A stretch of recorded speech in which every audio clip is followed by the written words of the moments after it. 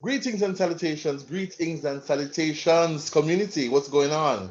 Fabian Thomas, I'm back with you. This is Fabian Seh, and this is episode 8. Wow. Of course, COVID-19 made us, up our upload schedule, so that's why it feels like I've done so many so quickly. But today's episode is actually really, really special because this is the first episode where I'm actually gonna interview somebody.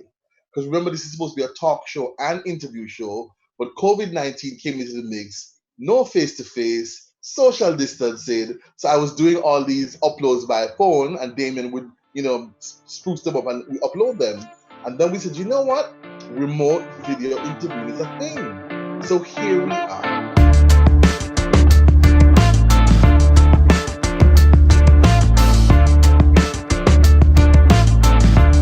So Yona Night Wisdom is with us. Yona, greetings and salutations. Hello there, how are you doing?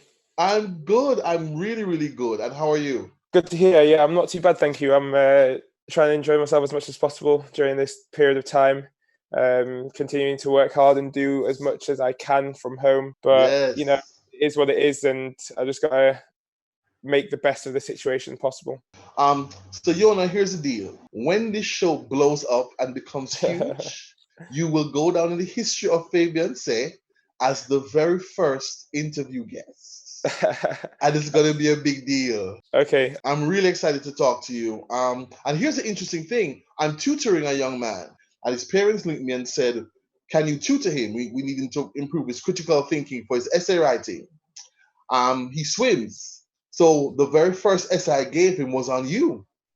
And we're actually in draft 5 now. So I told him I'm going to be interviewing you on the so when the essay after this final draft, I'm going to send it to him. He's like, what? Okay, okay, So it was okay. called the title I came up with was Yona Night Wisdom Diving for Jamaica will benefit the sport in Jamaica or make the sport more popular.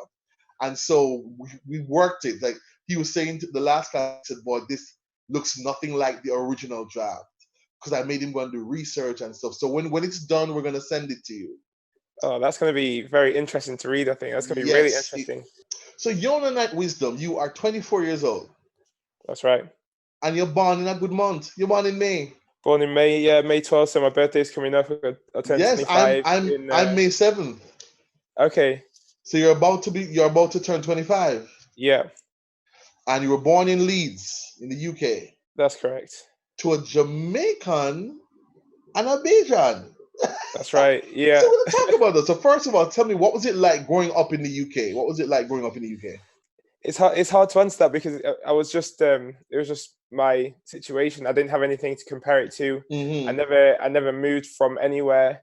I guess the main thing that I had to get used to was the fact that I was a Caribbean person. I was brought up by Caribbean parents, but the Mm-hmm. school that I was sent to, I was predominantly around white people, and that Right. was something that I had to kind of get used to. But as I say, it wasn't really something too dramatic or anything because it was just my situation, and Right. I enjoyed my upbringing. I thought Leeds was the most perfect city to grow up in because it wasn't too big, it wasn't too small. Right. Um, my parents did a great job of bringing me up. And it's interesting when I was doing the research on you, I smiled because our backgrounds are so similar. Because I was also born in England, but to Okay, Jamaican parents. Both my parents were Jamaican and grew up in England. But we came back to Jamaica when I was 7. And okay, so my parents used to always say, we're not from here, we're not staying here, they don't want us here. They were very clear. All my other family I grew up with, they're still in England. But my yeah, parents were like, we're going back, we're not staying here. interesting. So as you said, it was just the norm, but I also had this very clear sense of my Jamaican identity. So for you, it's this Jamaican and Bajan mix. So like in terms of culture, what was that like in your household? I guess the best way to put it is from a food standpoint. And my mum would often, cook me food with Bajan heritage, and my dad would often cook food with the Jamaican heritage. So I had a nice mix of both. My mum took me back to Barbados like on multiple occasions when I was growing up. So I got to see a lot of my Bajan family. I got a lot of cousins and uncles and one auntie out there. So I Hmm. got to know them very well as I was growing up because I'd go on trips yearly, if not every other Nice. year. But my dad never took me back to Jamaica. He never kind of showed me that side of it. I always knew that I had that kind of culture within me because Right. I've been exposed to it on certain times, but I never really experienced it until I actually started representing Jamaica, until I got to visit Jamaica and got to just see a little bit more about that particular island. So you start swimming, you're also doing gymnastics. So you're going to the pool, and in one interview, I heard you say you just kind of combine the worlds of gymnastics with swimming. But then you're watching the Athens Games in 2004, and you see two gentlemen compete, Leon Taylor and Peter Waterfield. And something happened for you. What happened in that moment when you saw them do so well? Well, see, that Athens Games was my first kind of exposure to the Olympics. And, you know, as you mentioned, I kind of did combine the two worlds that I was a part of, the swimming and gymnastics. I did put them together. But I was just fortunate in terms of it coming out like that. You know, Right. I was really fortunate to find diving at the time that I did. And it was just perfect that I knew how to swim. And it was perfect that I had the gymnastics background. So Right. it was the perfect sport for me to actually pick up. I don't remember too much about it, but I vaguely remember seeing Leon and Pete, you know, compete in the 10-meter synchro and win their silver medal. I don't know what it was, but just the idea of the Olympics and everything that it represented, and you know, the dreams coming true of those athletes, it made me want to be in that environment and want to be one of those people who were clearly at the best in the world in their sport. Did you ever meet them? Yeah, I met them on a number of occasions. I never actually competed against them. I think Leon retired before I started kind of competing to a good level, and similar with Pete as well. I was never quite on the same level. And we also did different events, so they were on the spring. Right. I was on the springboard. They were on the platform more often than not. Right. But I got to meet them on a number of occasions and watch them dive. I remember speaking to Leon maybe like a year after I started diving, and you know, he gave me a lot of motivation to do well in the sport. So I always appreciate what they did for me in terms of making me love diving. Awesome. So you go on, so you continue, you're following the path, you're following this dream, this inspiration. And then in the 2014 at the FINA diving, where you got a silver medal. Yeah, that was 2 years later, 2016.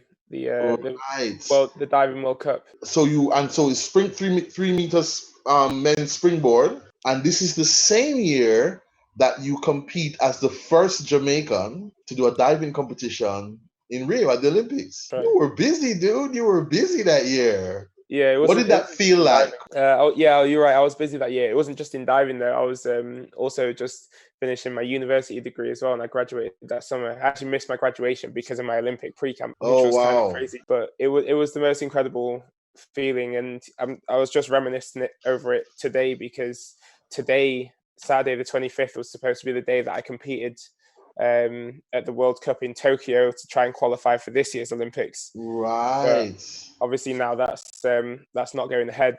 And right.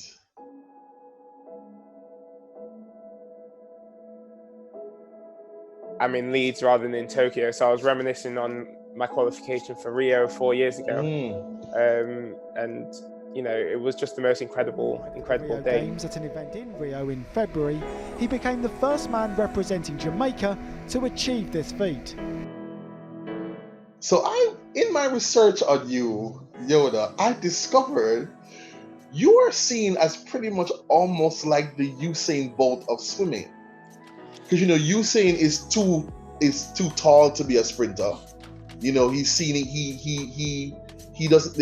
you know, not seen as having the right build, the right fit. And you, I got, in terms of your height and your weight. His build, 1.88 meters tall and 88 kilos heavy, is extremely unusual for a diver, but the talent is there. Yona is very tall, so it's much harder to get that speed. But he's got incredible strength, so he can jump very high. He's got incredible rhythm on the diving board, so he compensates for a lot of things that are actually against him. Was it in Liverpool they did this kind of like $6 million man experiment on you, I'm gonna call it? Yeah. And so the elevation you get when you jump is off the chain. They describe you as a fat-burning machine. That your endurance and your core strength are also freakishly off the chain. The gentleman talked about kinesthetic awareness. That even though you're so tall, but because you're tall and sleek, your sense of where your body is in midair and what you can control. Um, he says you're like in the top 10 athletes. It's really interesting. It was an interesting day, and especially in terms of those results that I got, I actually wonder how much of that is kind of genetic and how much of that Right. I've learned along the way. Because before that experiment, I had been diving for 12 years, and Right. a lot of the training that diving kind of gave me, it taught me those kind of things. So it taught me to have the awareness of my body, and it taught me to have the core strength and leg power to jump that high. But obviously, there's got to be a certain amount of genetics there in the first place. Yes. So I wonder what the balance is from like kind of genes to learning Right. throughout And my I career. actually have a tribute poem to Usain Bolt in which I reference them. They came and they tested Jamaican food to see why is Yeah, it we have all these athletes. So the ground provisions, the yam and cassava, and they actually did the research and probably still are researching to yeah, see what it is that makes the Caribbean region, like as small as we are, tend to generate this high level of athletes with a certain kind of physicality and strength. So yeah. you're part of a great tradition.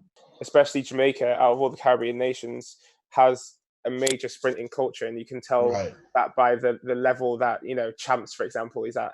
There's no other high school event in the world that is as Yes. I keep telling people um, there's nothing like it anywhere there's else in the nothing world. like it in the world. And The scouts come down here all the time yeah, to scout, but also just witness the spectacle of this high school kids running at this level. exactly. So Yeah. you have those kids, and they want to be the Usain Bolt, and they want to be the Asafa Powell and Shelly-Ann Fraser-Price. So there's that culture right Right. there already, which is why they just Yes. keep creating excellent Yes. sprinters, because they have the place to find these people. And interestingly, a part of the essay that I gave the young man is looking at people, swimmers wanting to be the next Yona Night Wisdom. Now that diving is a thing, I know swimming we have Alia Atkinson, which is also very new. And part of what his essay looked at as well is the newness of these two sports for Jamaica and the support that's needed and that kind of stuff. Talk to me about awards. So you were nominated for Sportsman of the Year last year in Jamaica, Yeah, and you won Diver of the Year. yeah, Aquatics Athlete of the Year. Right. And then when your university, you won a Sportsman of the Year award there as well, right? Yeah, that was in 2016. Wow. Any other awards, that were memorable and important to you? I've had quite a few awards, quite a few within the local community in Leeds, Right. especially amongst the kind of ethnic population. Right. And that means a lot, just to be recognized by the people that I kind of grew up around, and the community that I grew up within. It's really Right. nice to be recognized. So why Jamaica and not the UK? What informed your decision to compete for Jamaica instead of the UK or instead Well, of Barbados? yeah, I mean that was an option as well. When I was growing up, I was in a really, really tough age group. So the kind of divers born in and around 1995, there were some excellent divers, and that was always going to be tough for me to kind of break into the British squad due to the talent of some of those divers around me, especially Right. because I was a bit unusual as a diver. I was a little bit taller, Right. and they were also at that age they were better than me. They were better divers at that time. But my coaches always had the belief that I could be good at the sport regardless of my height, even if GB didn't notice it at that time. Right. So it was them that kind of suggested the idea of representing either Barbados or Jamaica, and it was up to me to figure out whether I actually wanted to do it and which of the two countries I'd represent. And Right. it was a tough decision, because I felt like I was choosing between my two parents and Mm-hmm. families, which isn't nice. But I think Jamaica was the obvious decision based on how strong they were from a sporting perspective due to the Right. strength of track and field. So that was an obvious choice. It wasn't easy, but it was obvious. What does that journey look like? To reach out to the Swimming Association of Jamaica. I also reached out to the Swimming Association of Barbados as well, actually. I felt like I got a little bit more back from the Jamaican Association, that they were a little bit more interested. I asked what was required to represent Jamaica, so I had to go and apply for my Jamaican passport and my citizenship, which obviously through my dad I could do. I had to overcome a very big obstacle in funding, basically, to actually have the funds to travel and compete at the international competitions that were required to gain the experience that I needed. So, you know, me and my coach thought about it for a long time and figured out what we could potentially do. Now, I can tell you there's not much money in Jamaican diving. So how was Yona funded? Well, he wrote to a British entrepreneur with Jamaican roots by the name of Levi Roots. And, you know, I reached out to him with not too much information, just a video attached of my diving that my coach had made. And then my coach, Edwin, he drew up a plan for the next 4 years, a plan of the competitions that I needed to do to gain the experience necessary to qualify for the Olympics, and the potential costs that all of those competitions would entail. And we went down to London for a meeting with Levi after I got a positive response, and you know, just basically spoke about it. And from that meeting, he decided he was happy to support me and sponsor me up until 2016 to, you know, try and achieve my goal. You know, he said just my attitude and commitment and dedication and everything that I showed just in that meeting, the way I spoke about my dream, that's what convinced him to support me. And I'll be eternally grateful for that, because without it, there's no way that I would have got into the position that I'm in now. Levi still continues to support me, which pays for the majority of my trips internationally, to do all the competitions that I need to do. The JOA, you know, they pay for events like the Commonwealth Games, Pan Am Games, Olympics, things like that. I've been lucky enough to have been granted an Olympic scholarship through the IOC, which has helped to, you know, allow me to live closer to how a professional athlete would live. Fortunately, I've recently signed up to a management company and been working closely with a manager who's helped me with that side of things a little bit more as well in the last couple of months. So hopefully that can continue and that can grow, and it'll allow me to just continue competing to a high level for as long as possible. Great. So all told, you think it was the right choice to decide to dive for Jamaica? Definitely. I mean, in terms of representing the UK, there's perks that come with competing well, but firstly, you've got to make it onto the teams, and secondly, you've got to take those opportunities competing well. And if you don't take those opportunities, you'll be dropped off funding very quickly, because they have that competitive UK sport funding structure, but you're competing with all the other athletes in the country to stay on that platform. So if you don't achieve certain results each year, you'll be very quickly dropped to either a level below or completely off funding. So I want to talk quickly about Tokyo, but before I do, I have to talk about the Jamaican situation. That I really love the way you handled it. This is when you became the corrupter of youth.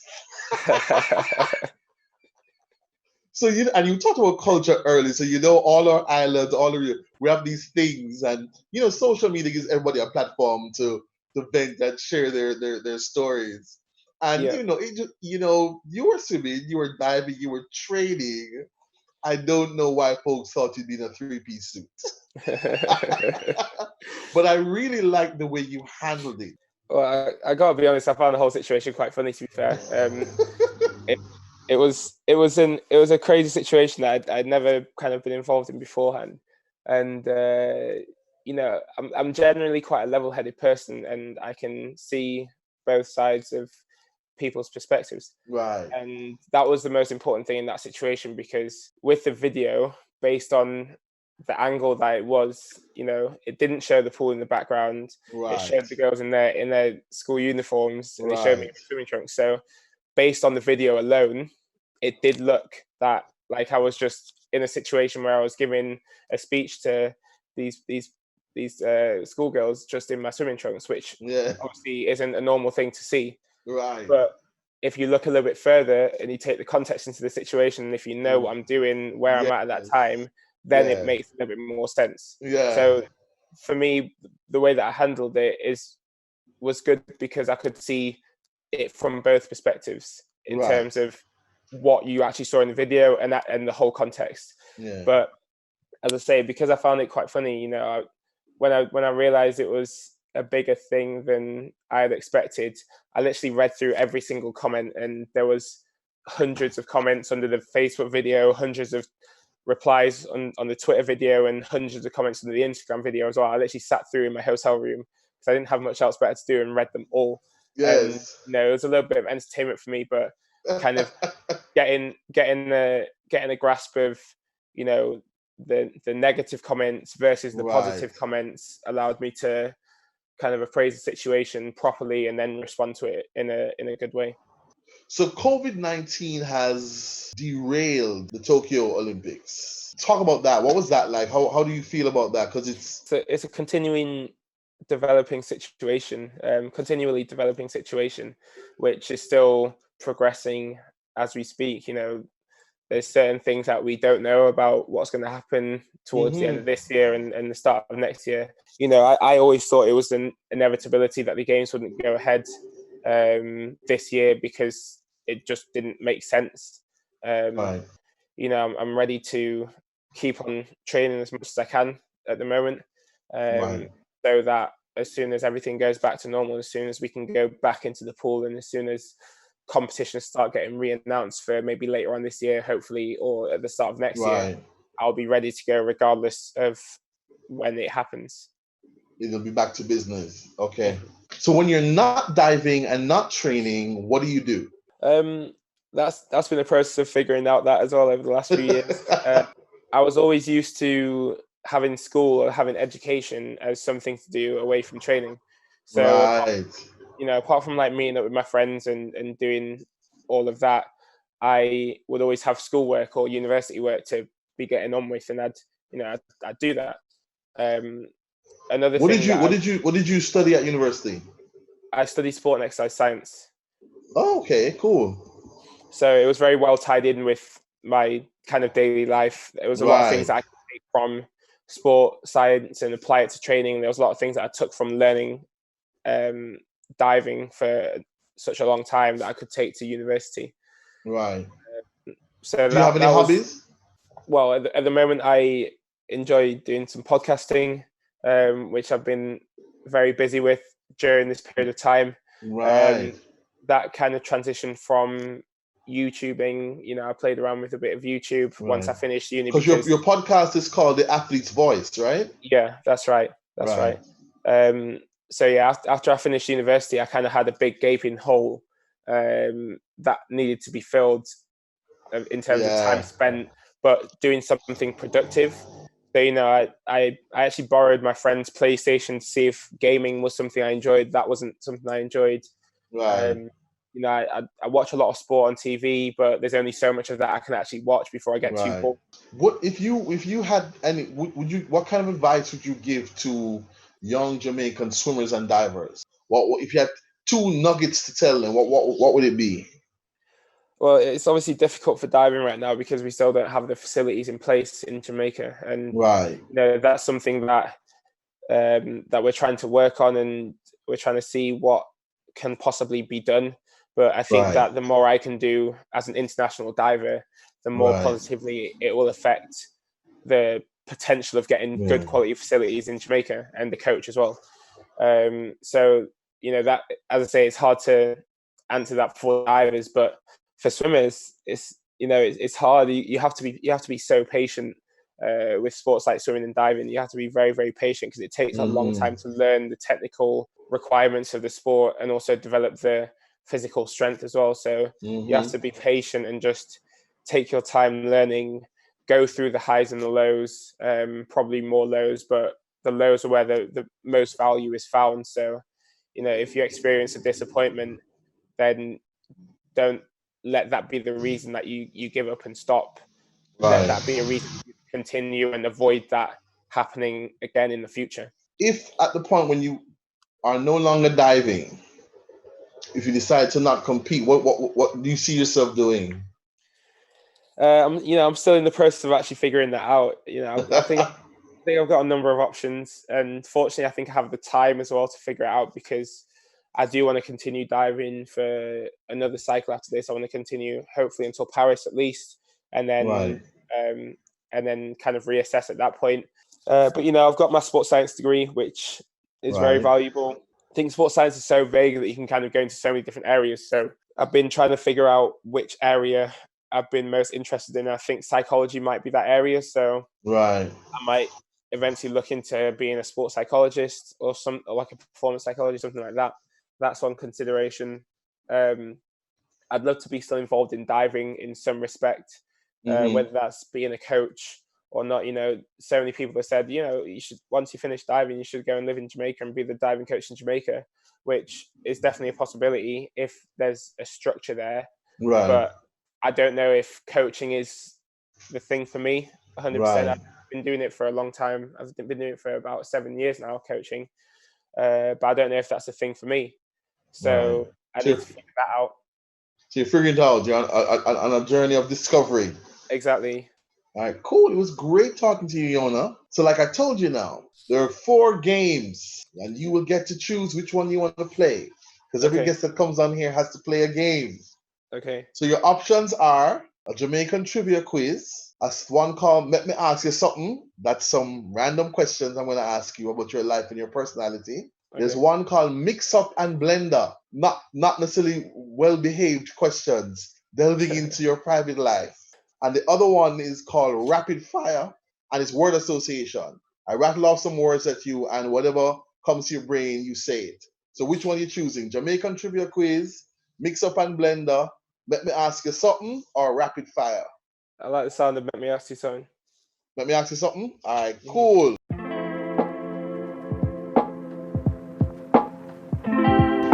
All right, so Yona has chosen Let Me Ask You Something. So first question is, can you recall, or what is your proudest moment? Proudest moment, definitely qualifying for the Olympic Games. Okay. Easy as that. Hands down. Okay. What's your favorite food?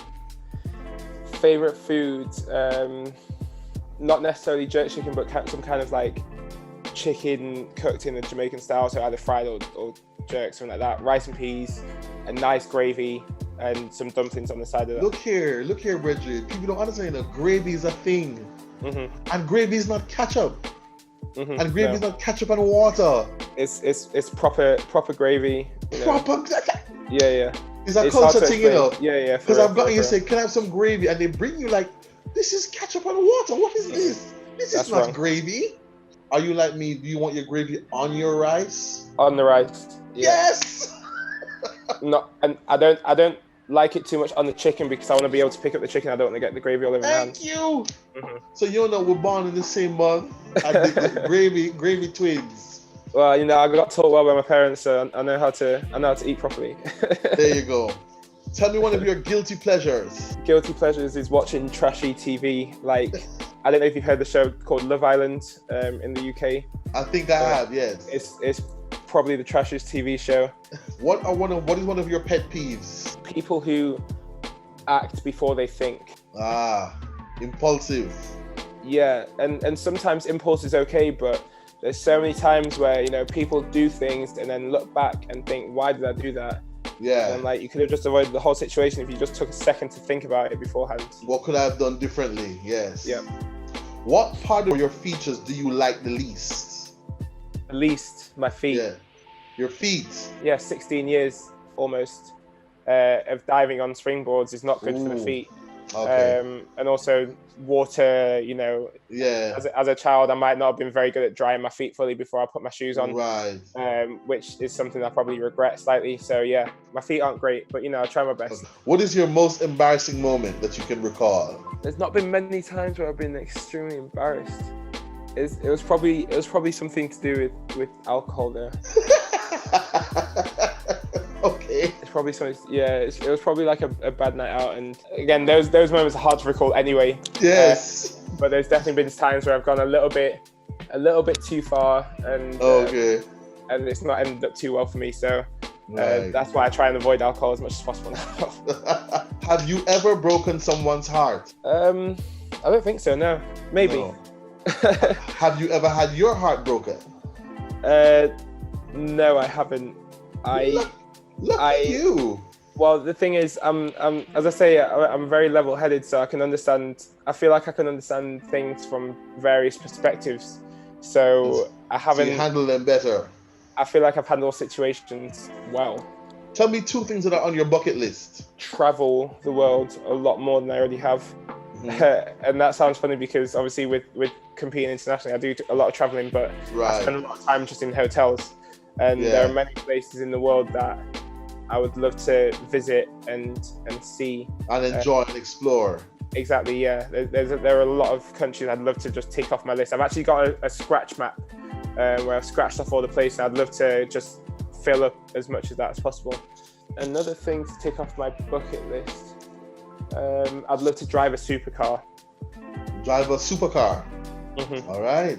Okay. Yep. What is the worst thing you've ever done? This was a pretty minor one, but I was like shaking a protein shake, and the lid came off, and it spilled over my friend's bag. And I tried to clean it up, but I never told him that. But it left a stain on his bag. Okay, so last one. Okay. Why did you say yes to this interview? The reason why I said yes to this interview, so as we spoke about my my podcast, The Athlete's Voice, I have been reaching out to a number of athletes around the world, people that I have contact with and people that I don't know. And, you know, some of them had said no, some of them have said yes. I can't understand why people would say no, because we really haven't got much else to be doing at this particular time. Because everywhere's in lockdown. So that's why I kind of took the advantage and reached out to all these athletes. So I thought because I've been reaching out to so many people, if someone reached out to me, then I kind of should say yes. And I'm really glad you did. Really glad you did. Excited that you were the first interview. Thank you. Thank you for saying yes. Thank you for being my first remote interview, my first interview of any kind. I had a conversation with 2 colleagues, but that was really like an interview. Yeah. And I want to wish you all the best. I want to wish you all it. the best in your diet, but in your life generally. I appreciate it very much. And you know, I want to genuinely say that from the outside observing you, you're so gracious and you're so consistent. You're so balanced. So to hear you say you tend to think things through, that comes across in your demeanor. So I often say to people that you're the real deal. You don't. It's not fake. You don't put on airs. Like your posts are consistent and you respond. So big up yourself and bless you, and big up your parents, mom and dad. You know, we want to wish you all the best. Looking forward to seeing you at the Olympics whenever it happens. Fingers crossed. And we'll be beating pan and making noise for you. I appreciate it. So blessings and thanks a million. Take care of yourself. Practice your social distancing, physical distancing, all this good stuff.